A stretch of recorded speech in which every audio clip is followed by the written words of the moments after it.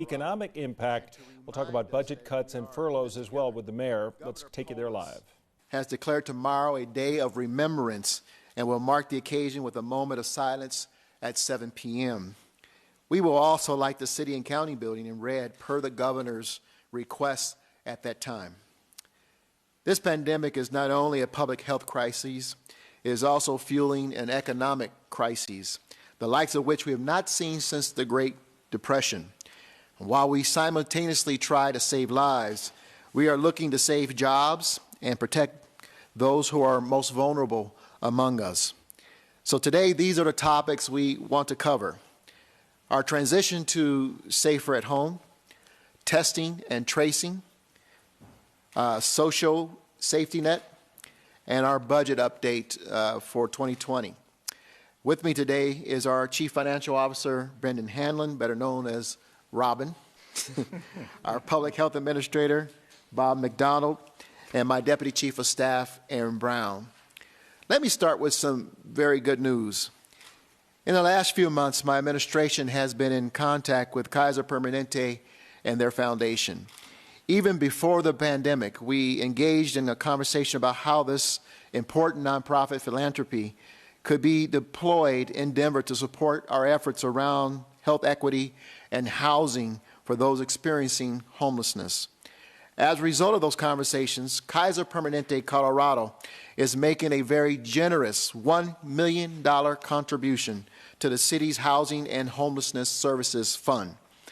This incredible contribution will amplify efforts to support our residents experiencing homelessness during this pandemic. We're very fortunate to have such a strong network of community partners here in Denver, committed to implementing real solutions to support our residents experiencing homelessness. And this support comes at a critical time for our community. And we're proud to be able to leverage this investment to help further protect residents from COVID-19. So we want to send a very loud and proud shout out to Kaiser Permanente Colorado for their generous donation. It's going to go a long way to help our most vulnerable residents. Now let me turn to other important COVID updates. First, it's been a week and a day since we implemented mandatory face coverings for people in many public settings. I'm happy to say, for the most part, people are complying and showing respect for their neighbors, respect and care for the welfare of their neighbors and customers during this time. Second, I could not be prouder of every resident and every business for taking the reopening guidelines to heart, making sure people are wearing their face coverings, setting up physical distancing measures, and implementing hygiene and other protocols. Now, we have received quite a few phone calls and posts on social media with residents expressing their frustration when they see other residents of Denver not wearing their face masks. And I share in that frustration. And I just want to underscore once again a call to care and welfare of our fellow neighbors, to respect each other's health and safety, and do everything we can to help protect each other by wearing our face coverings. This will help us to do the right thing, but also help us to get where we all want to get to much sooner if we all comply. And that this is not just my hopeful thinking, by the way. This is what we understand from public health experts, both nationally and locally. And we are going to continue to continue a cautious and phased approach to the reopening here in Denver. This weekend, farmers markets will begin to reopen with health and safety measures in place for customers, including face covering and physical distancing. If you decide to go out shopping this week, please remember your face covering and keep your distance from others. We need to keep working together to keep everyone safe. I have somewhat of a funny story about that. Last weekend, I drove to the Home Depot only needing 2 small screws to finish a home project. 2 small screws. I drove about 4.5, 5 miles to the Home Depot, only to get out of the car to see the line and realize I left my mask at home. Everyone in line had their mask. I got back in the car, drove all the way back home to grab my face covering, and went back to Home Depot. But that's the kind of consciousness I have seen around the city, and it's greatly appreciated. Last week I told you that one of our priorities is our phased reopening. In our phased reopening was increasing our capacity to do testing, particularly improve access to tests for vulnerable populations and underserved communities. Our mobile testing unit, Public Health and Environment's Wellness Winning, Bob, as you know, hit the road this morning delivering tests to those who can't get to the testing site due to transportation, mobility, or financial limitations. If you're a Denver resident who may be experiencing symptoms of COVID-19 or have been told by DDPHE that you may have been exposed and want to know if you qualify, all you need to do is call 311. They will ask you some questions to ensure that you meet the qualifications, and then you'll be scheduled for a visit.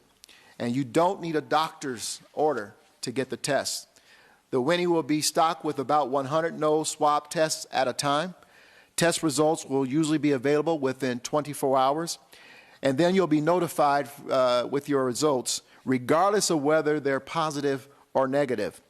We also have nearly 100 of our Denver police officers and city employees trained in contact tracing, and they're on assignment now, getting in touch with people who may have been exposed to someone who has tested positive for COVID-19. The tracing will be conducted by phone or text, and this is work that will happen 7 days a week until further notice. When one of the contract tracers reaches out to you, they will always identify themselves, including their phone number. And they will never, and it's very important that everyone hear this message, they will never ask for things like your social security number or payment. They will just ask for the basics like your name and your date of birth, which will never be shared or sold. The objectives, of course, of why we are calling is to provide you information and guidance on how to keep yourself, your family, and our community safe. Now, regional partnerships will also be key here because the virus doesn't follow city boundaries, and we are forming those partnerships even as we speak.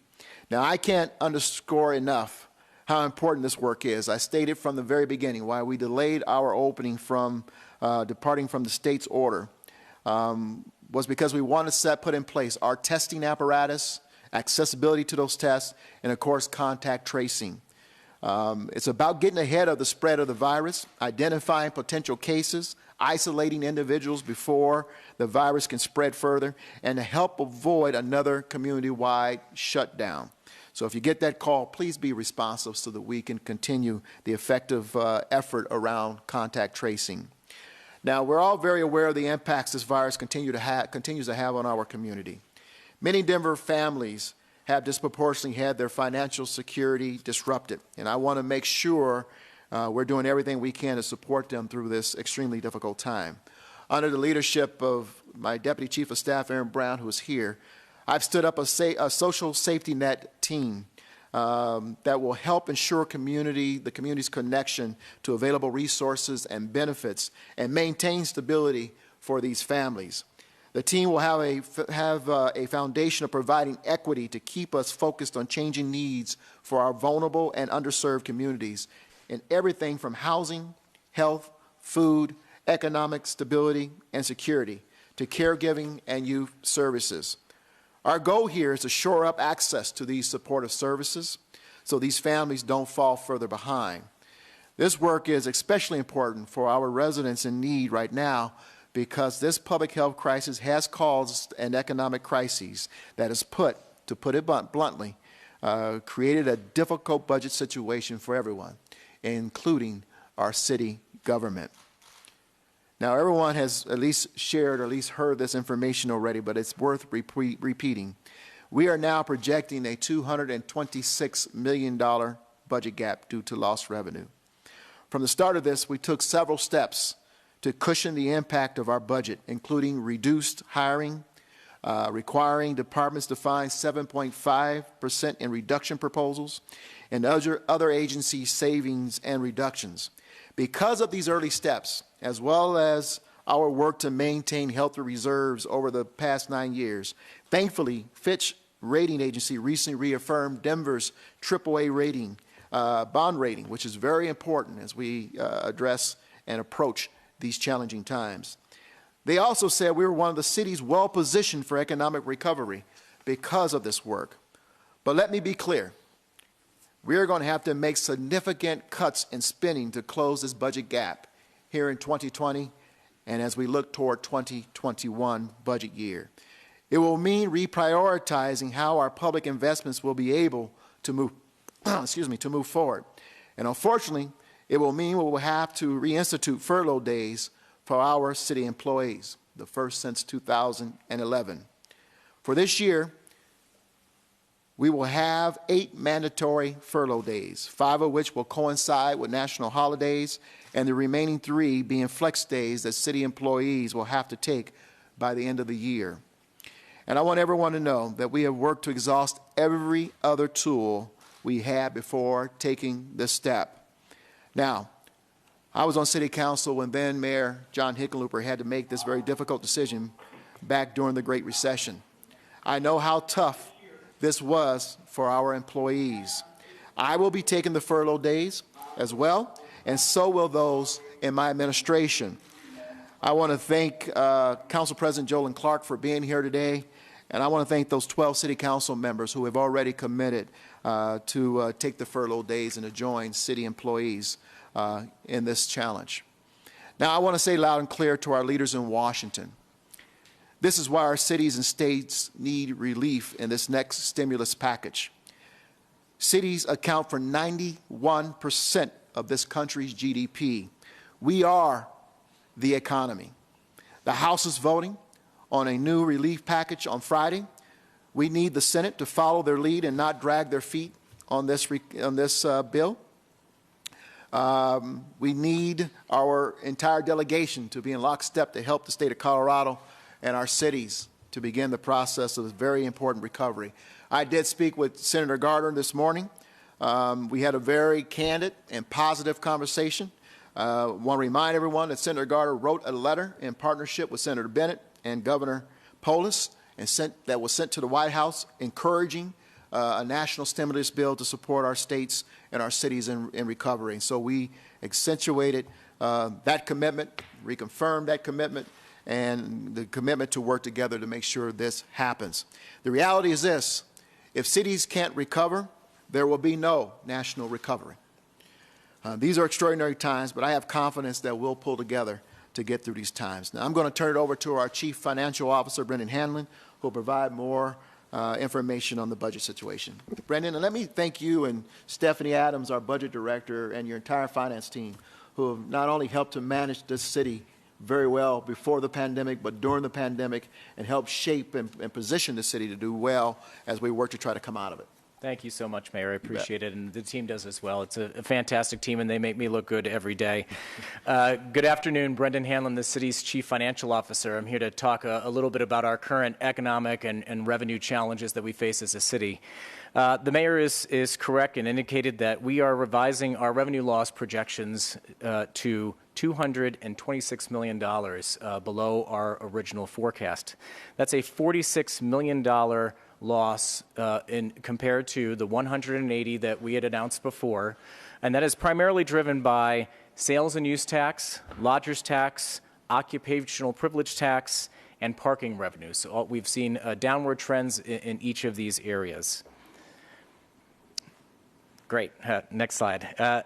So types of recovery. We in finance are modeling a variety of different financial conditions, and this is something that all cities are going through right now, and our private industries are going through a process like this as well, and they're trying to model out and navigate their way through a lot of uncertainty. And I will tell you that models like this are continuously updated. We know what we know right now, but there is a lot of uncertainty on the horizon. We'll have to continue to refine our economic assumptions and therefore our revenue assumptions as we move through this process.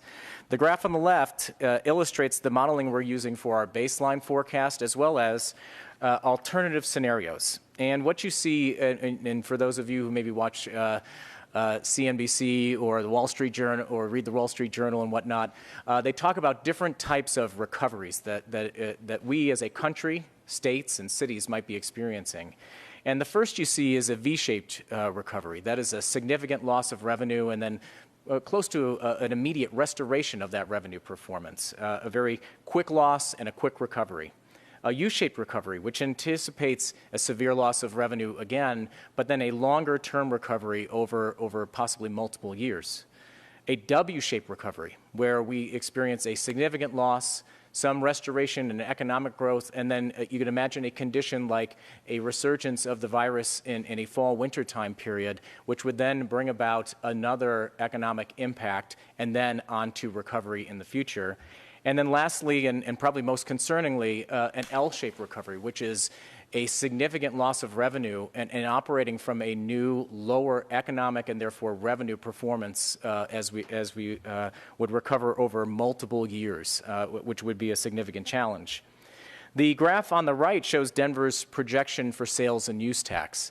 And the reason that we're focused on that tax is because it represents 50% of our general fund, which is where we fund our core services. So those traditional services that you think of in terms of police and fire and street maintenance and trash collection and the Department of Finance, we are funded out of the city's general fund. So we spend a lot of time modeling what our revenue performance is going to be in that category. And what you see is multiple scenarios. You have a baseline scenario, which was our original forecast pre-COVID. You then have a different scenario which is below that, and there's two of them, and it's kind of a before and after picture of a U-shaped recovery. So we're not focused on a V-shaped recovery right now. We're certainly not focused on a W or an L, but a U-shaped recovery which would show us recovering financially over time after a significant shock in revenue. But we have to continue to observe the economic performance nationally, across the state, as well as locally. We are not an island, and our financial and economic performance doesn't operate in that fashion either. So we are going to continue to maintain our observation of other economic statistics as we move forward. Consumer activity. Because we are so reliant on sales and use tax, we want to make sure that we're always monitoring the performance of our sales and use tax specifically, but also then our consumer behavior, because that is a direct effect on our sales and use tax. What you see in front of you is a comparison of March 2019 performance to March 2020 performance. And in the yellow bars, in the blue bars, that represents the U.S. sales, and the yellow bar represents the retail sales in Denver. So this is a helpful comparison to see how we are tracking similarly and dissimilarly to other economic performance and consumer performance, both locally and nationally. And what you see is there are some areas of strength. Online sales, grocery and beverage stores, we saw some positive numbers in those categories, while other sectors are suffering losses both nationally and in Denver, and some of the losses that we're experiencing in Denver are more significant than what we're seeing nationally. So it presents us with a particular challenge.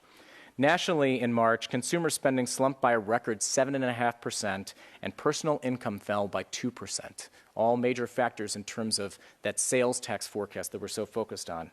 Total sales, which include retail purchases in stores and online, as well as money spent at bars and restaurants, nationally fell 6.2% in March 2000, from March 2019. That's the biggest year-over-year decline since September of 2009. So we're dealing with some really challenging circumstances. And I think it's important to remember that in March, we were just starting to see the beginning of stay-at-home orders being put in place. We have probably about a half month's worth of maybe more traditional economic activity. And the second half of the month was once those orders were in place.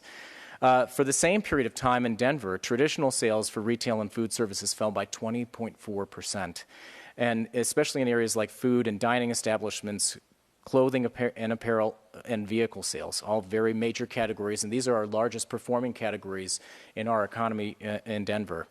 And I would have to say it's unfortunate to have to note that in April, the report is expected to be one of the worst months ever, both nationally and here at home. So we will have further updates in our economic and revenue performance as the months proceed. On the next side, you see a comparison and some history of what we've experienced in the past. In 2009, that was the impact of the Great Recession. Those numbers were astonishing when we experienced them. I was with the city. A lot of the finance team was here with the city. And personally, and I mentioned this on the phone with some folks earlier today, it was what I expected to be the most financially challenging period of time in my whole entire career. I could have never imagined seeing the numbers that we're seeing right now and the gravity that it means to the services that we provide to the public every day here in Denver. What you see is a 10.5 loss of revenue, 10.5% loss of revenue in this chart compared to a 6.4% loss in 2009, so a significant increase. On the next slide, our lodgers tax slide, it's truly breathtaking the impact that we're seeing in our hospitality and tourism industry. They are a significant driver, not just primarily due to lodgers tax collections, which is a tax that's charged on a room's night worth of a stay here in Denver in a hotel room, but you have to think also about the secondary and tertiary impacts it has on our economy. Those people travel to Denver, they don't live here, they then spend money in our stores, in our restaurants, in our different businesses. It has a tremendous secondary and tertiary type impact to our economy. We are looking at an 8.5% impact from back in 2009. Again, those were staggering numbers when we first saw them, but a 62% loss in that forecast for 2020. It is some of the most challenging numbers that I've ever seen for that category, and it exceeds certainly 2009 and anything we've seen in history. Lastly, but maybe most importantly for the general fund, that makes up 50% of our overall funds in the general fund. We saw a 10% drop in 2009, and we are estimating currently a 16.8% impact in 2020. That is for 50% of the revenues in our city's general fund. Again, the fund that provides for street maintenance, our rec centers, finance, police services, fire services, a tremendous impact to that revenue stream. That's why we have leaned in this challenge, and I think the mayor put it really well. One of the reasons why Fitch and other financial institutions rate us so highly is for our financial management practices. When we see a problem, we respond immediately. We do not wait. And that is why we have set aside reserves to accommodate a circumstance like this. So that way we have some safety net that's in place for the city's finances, and we're planning on using those. The agency reduction proposals, 7.5%, we're reviewing many of those now, and they'll be implemented over the weeks to come. And then there are also citywide savings that we have begun implementing. So think of reductions in our capital equipment purchases and our fleet purchases, those things that while we wouldn't otherwise be taking them, they present themselves with some optionality right now, so that way we try to avoid impacts to our service, our direct service provision, as well as our employees. But unfortunately, those measures will not be sufficient to meet the challenge that we're facing. And because of that, we did have to announce 8 furlough days for city employees for this year. And 5 of those days, as the mayor described, will be scheduled, will be fixed. A structure like that does provide the city with some additional savings when we close a facility. It does save on utilities and other secondary costs that are generated by having our facilities open. And then there will be also 3 flexible days as well, so that way employees can plan and accommodate them throughout the year. Before I turn things over to the mayor, I just want to repeat his compliment that he was giving to our finance team. We have a lot of folks who were here not just during the Great Recession, but also during the recession in 2001, after both 9/11 and the tech bubble burst back during that period of time. We are bringing that experience to this challenge, and I'm just committed to making sure that we work with the mayor and the administration and all of our appointees and our managers and our elected officials and our city employees to ask for their ideas, look for efficiencies, implement those items that would really help us avoid service impacts and impacts to our employees. And one of those tools we're going to be using this year, which Fitch complimented us on, is our reserves. That, again, that's why those reserves are there. $261 million at the beginning of this year was set aside for an emergency type situation, and we're using it in an emergency. And we could be using between $90 to $100 million this year to cushion this blow. And it is a blessing that we have managed our city so well to have that kind of tool available, because it is not a tool that all communities have. And we're very fortunate to have that tool to buy us some time to make the tough choices we're going to need to make. But I think what our commitment is to try to make sure we minimize those services impacts to the public as much as we possibly can, even though with $266 million worth of revenue challenges, that will be extremely, extremely difficult. But we're going to be really thoughtful and intentional about this and lean in as quickly as we possibly can, as we have done already. With that, I'll turn it back over to the mayor. Thank you, Brendan. And we want to, before we go to question and answer, thank our city employees as well. Yes. Even though we went to 90% of our employees working remotely, they have continued to work, and they have been absolutely dedicated. No one, we did a conference call yesterday with a town hall with our city employees. A lot of great questions. Their willingness to lean in. We've heard from many of them. They're going to continue to share ideas. I want to thank them. I want to thank the men and women who have remained, who reported to work every day still as essential employees. Our men and women, our first responders. Chief Payson is here. Thank you. All the men and women who showed up in our emergency operations center, not asking questions except for where can I be helpful and where can I make a difference in helping to save the city. So thank you to our 13,000 city employees. Let's open it up now for question and answer, and we'll do our best to answer your questions.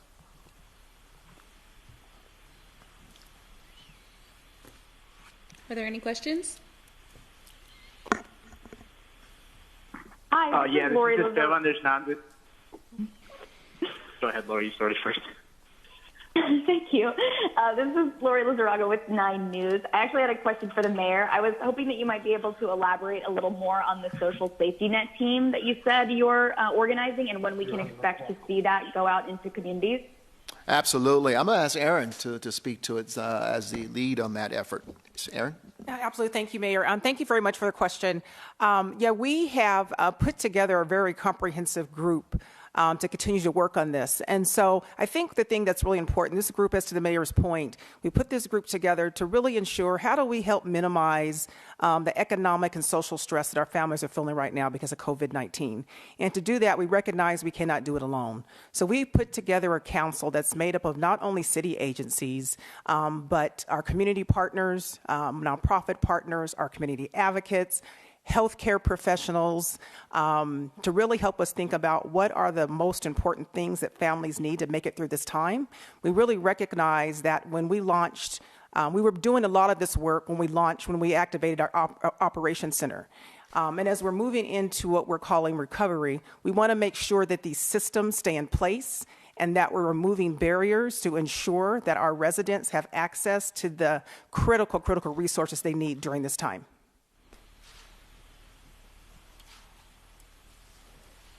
Do you know when we'll start to see those resources in the community? When will people be able to start actively seeing that help? A lot of the help has been occurring. We've done everything from ensuring that there is emergency food in many food banks and pantries that are in underserved neighborhoods.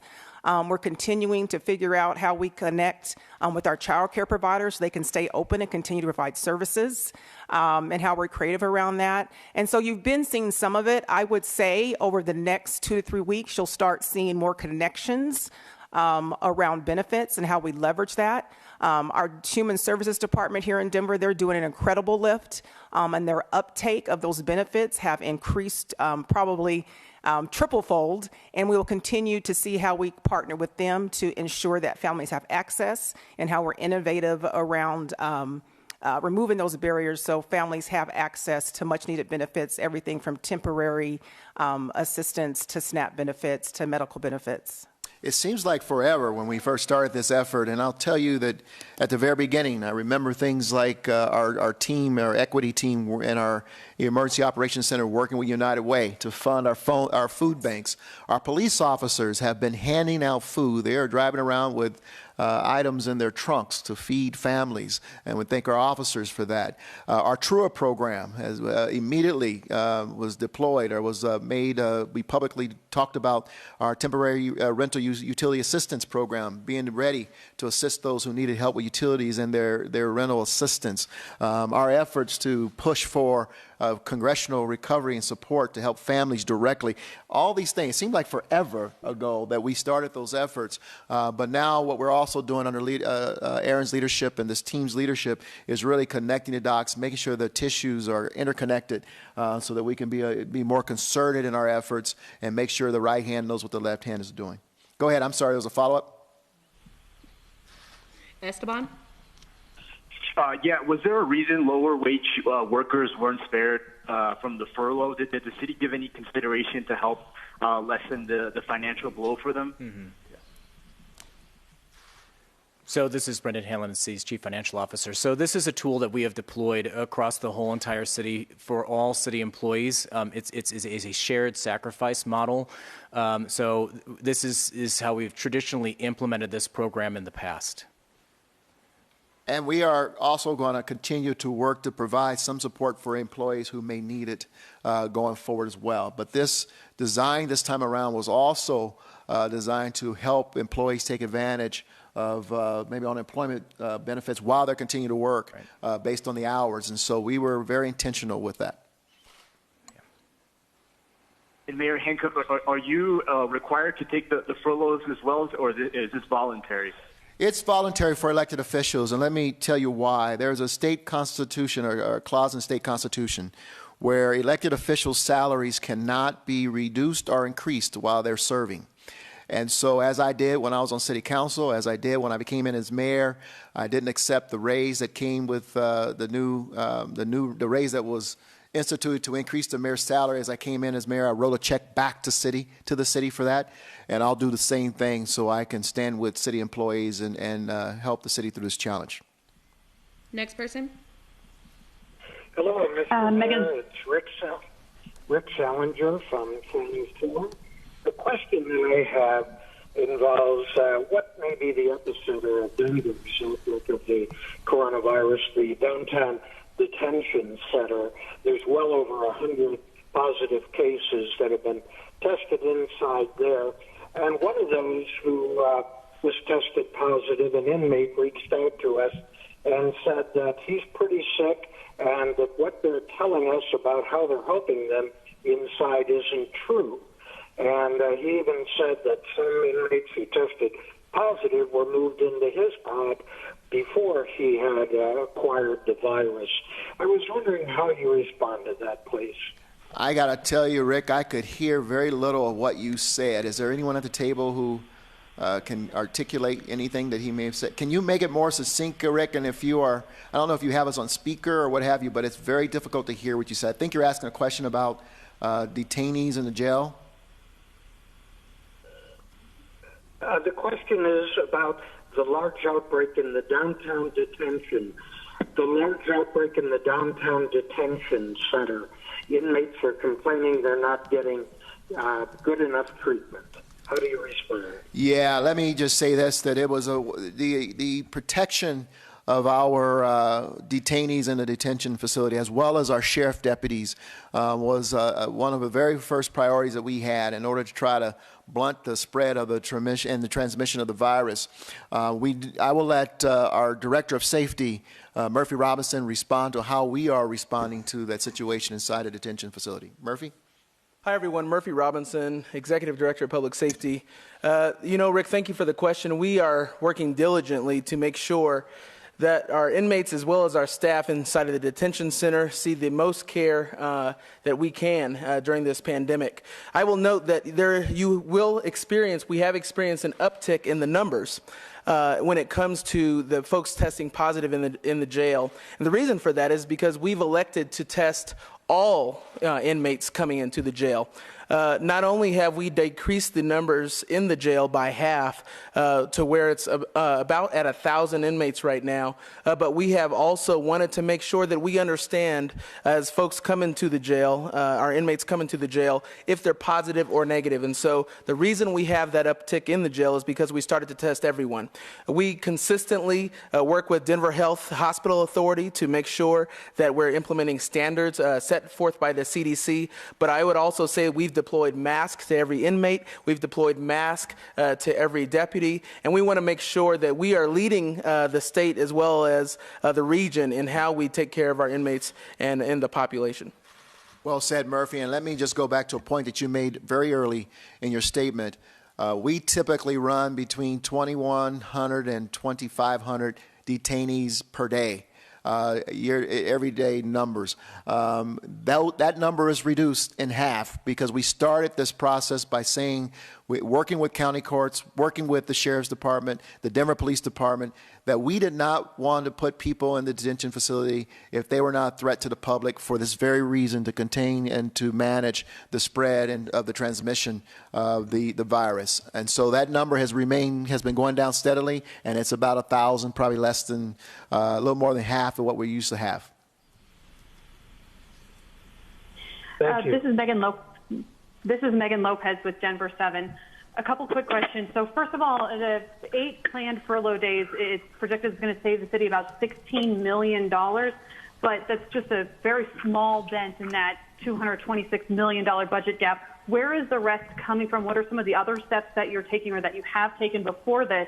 And then also Councilwoman Sita Baca had raised some concerns that were aired in Westward, kind of expressing inequities in how the furloughs are being spread out among everybody, and saying that she is going to not voluntarily give up hers. Can you respond to that, Mayor? Well, let me say it this way, and this is the only time I'm going to address any elected officials' desire not to participate in the furloughs, because it is their call. But I'll use the example of the prophet Jeremiah, and I'm going to paraphrase it so that it fits, because it fits the situation.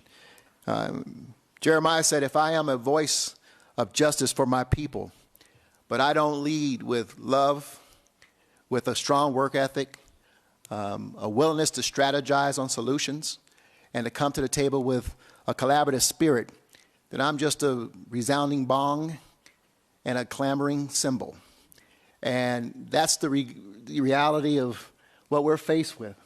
Either you lean in with ideas, as many council members have done during this challenging time, offering ideas on how we can help manage this situation. Come to the table with solutions and ideas. So the reality is, as Brendan Hanlon pointed out, this city has been managed well. The rating agencies have confirmed it, with our AAA rating being reconfirmed, and the fact that they hold Denver out as one of the examples across the nation as one of the cities that will emerge from this probably faster than others because of the things that we've done and the things that we are doing. Now, I'll let Brendan talk about it, but in order to close the gap of $226 million, there's a myriad of things, rocks that we had to turn over. And we did those things first before we turned to city employees and what we can save there. But I want to stress once again that city employees, as they did in 2009, will participate in this process. We recognize that this is a burden on city employees. I know that. I was there in 2009. I listened to the stories and testimonials. I'm hearing from city employees today. I know this is difficult, and that's why it's a very difficult ask to make. But Brendan, you want to talk about all the other efforts? Sure. As I mentioned during my presentation, one of the things that we've focused on are those transactions, so capital equipment, purchases, transfers to our capital improvement fund. We also, all agencies have been looking at all of their vacant positions and holding off on hiring. We've not suspended hiring exclusively across all city agencies, but they have slowed that hiring down, and they're looking for ways of slowing that hiring. We also looked at training and travel and other discretionary budgets and have begun that implementation already. That has gotten us part of the way there, but I think the magnitude of the challenge that we are facing requires multiple solutions, and that's what we're looking for here. And then I just have one more semantics question about the reserves, and this might be better suited for the Chief Financial Officer. From what I heard, if I heard correctly, $261 million inside of that reserve. I understand you're using about $100 million, and I know that you can't use all of it. Can you kind of explain what happens with the rest of it and why you can't use all of it? Sure. One of the examples of our financial management practices that the rating agencies focus on is our reserve policies. We have that $261 million, but you are correct. We have set policies in place that guide our financial management practices that ensure that we have financial sustainability regardless of the economic or revenue proposition that we're in. So if we were to use between that $90 to $100 million, that would bring us down from an 18% rainy day fund to a 12% rainy day fund. And the reason that we're using that increment and trying to stay at 12% is to prepare ourselves for any future revenue volatility we might experience in the end of the year and the beginning of next year. So again, it's a series of conservative practices that when you add them together provide the safety net that we need to weather a situation like this. And let me just say that the overall financial performance of the city, which includes our reserves or savings account, goes into the account of what our debt costs us. And so every city in this nation is careful not to dip below a certain percent, and typically here in Denver and typically the markets say about 10%. Once you do that, now the debt that you carry costs more money because you have a greater risk. You're at greater risk of being in trouble, if you will, if something were to happen, as we have seen very dramatically in 90 days, our entire financial portfolio disrupted. So it is very important that we manage to stay above that number. When I became mayor in 2011, I talked about how dangerously close we were to dipping below 10%, and it was very important. That was the magic line that we did not want to do, and we need to turn things around right away. That's right. Hi, this is Vicente Arenas with Fox 31. How many employees are we talking about? Will police, fire, EMS be affected? And is there a possibility you might need to do this again either towards the end of the year or next year? So this is Brendan Hanlon, the Chief Financial Officer. So the total number of citywide employees is about 12,000. Now, I will say I believe my estimates are correct at about 5,000, which are uniform employees. All non-uniform employees will be taking a furlough. It's important to remember we have collective bargaining agreements that are in place that would not allow us to apply furlough days to uniform employees. So it would be the balance outside of uniform employees. Oh, I should just mention, because the second part was about next year, we're beginning the work on the 2021 budget. We have not predetermined whether or not this tool will need to be used next year. I think a lot of it depends on that federal support that the mayor was talking about. If we were able to achieve federal funding that offset these revenue losses, it might put us in a better proposition. But we're going to work through those numbers over the coming months and have a recommendation for council and the public in September. And let me just say this, because, again, this seems like eons ago, but those CBAs or collective bargaining agents or units did approach very early on, approach the administration to have a proactive conversation about how they can help the city through a difficult time. And so we are having conversations with the police and fire on those issues. So we want to thank those uniforms for doing that. Is there Thank you. Mr. Mayor, I have a follow-up question. This is Lori with 9 News. I appreciate the effort that we just talked about to get the resources and access to testing to our underserved communities. I know the mobile testing unit was announced more than a week ago now, and today it'll finally start going to those underserved communities to offer the free testing. But by now we're 2 months into this. I have to ask, what's taken so long to get free mobile testing to the underserved communities where we're seeing cases rising?